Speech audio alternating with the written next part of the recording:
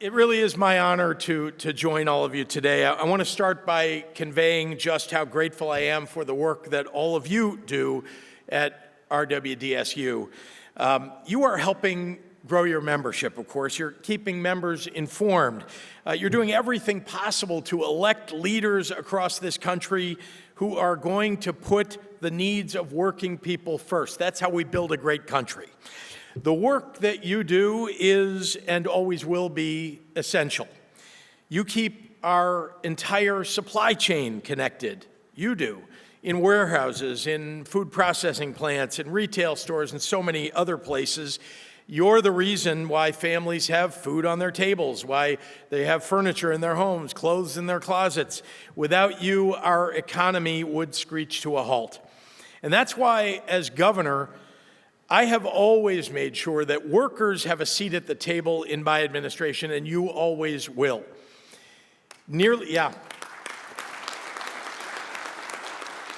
So nearly 8 years ago, I ran against an anti-union, right-to-work Republican governor of Illinois, and I beat him. I beat him by almost 16 points. And I did it with your help. And when I took office, I made a plan for Illinois' future with workers leading the way. And we've gotten big things done. When we nearly doubled the minimum wage in our state and established universal guaranteed paid leave for workers, unions were there. When we banned right to work in my state, unions were there.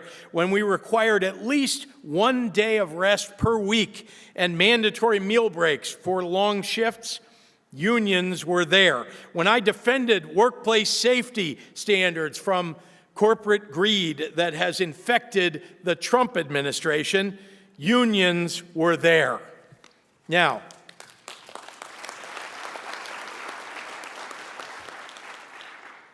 unions were there also, right there alongside me, fighting when we did something that no other state has done. We amended our state constitution to outlaw right to work and guarantee your right to organize a union and bargain for a better wage and a safer workplace.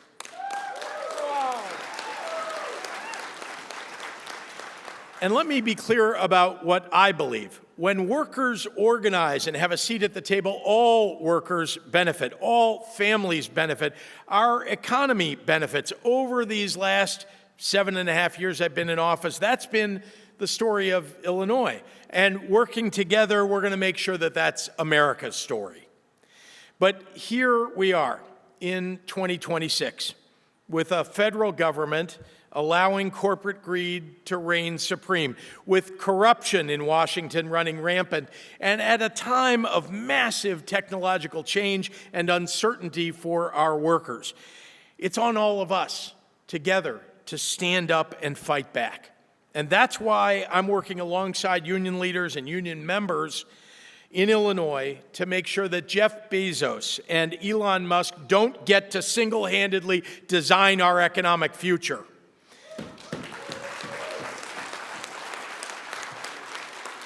And with Washington failing our workers right now, we need to work together on a national level to take back our country for working families. The Trump administration has sent costs skyrocketing while empowering wealthy corporations to treat your members like garbage. And where has the Congress been? Where has the Congress been? Asleep at the wheel as usual. They're letting the White House trample your rights by day, and then they're rubbing elbows at cocktail parties with oligarchs by night. So if you ask me, it's time for us to demand that Washington cut the bullshit and stop selling out our workers.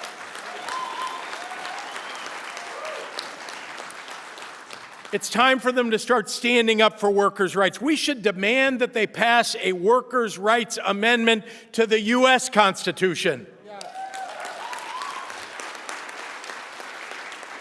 And we need to stop them from taking corporate money from corporations that are trying to destroy unions, endanger workers, and reduce wages. We're at a moment right now when it feels like the social contract between workers and their employers between the people and our government is up for renegotiation. Mega corporations like Amazon are doing everything that they can to make sure that working people don't have a say, that the wealth that's created by technological advancements makes it only into their pockets and their pockets alone. They want workers in this country divided, fighting for scraps. But it doesn't have to be like that, because a nation cannot get ahead when we leave workers behind. Our nation's history, our history, shows us that it is possible when workers stand together, when we elect leaders to stand with our workers, that's when our country gets ahead. Unions created the middle class in this country. You made workplaces safe. You made the American dream real for so many. Workers have always been the reason that so many of us grew up as Democrats. We're supposed to be the party that stands up for working people. We need to do that once again.